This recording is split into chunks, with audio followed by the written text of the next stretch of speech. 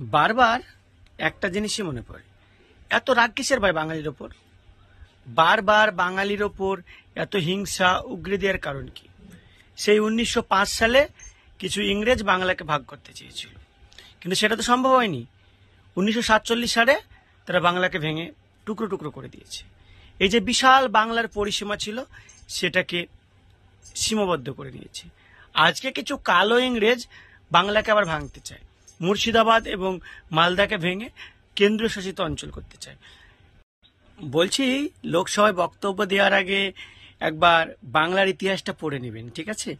যে এই বাংলা এবং বাঙালি আর এই মুর্শিদাবাদ এবং মালদায় আজ থেকে মুসলিম জনসংখ্যা বেশি না, সে মান্ধাত আমল থেকে আছে, ঠিক আছে? তো ইতিহাস না জেনে একদম হাওয়ায় বাংলাকে ভাগ করব, এখানে ভাগ করব, ওখানে ভাগ করব, অর্থাৎ যেখানে যেখানে হেরে যাব সেখানে সেখানে জায়গাকে কেন্দ্রশাসিত অঞ্চল করে দেব, তাই তো? এই পরিকল্পনা বাংলা এবং বাঙালি কখনোই মেনে নেবে না। বাংলা এক ছিল এবং একই থাকবে।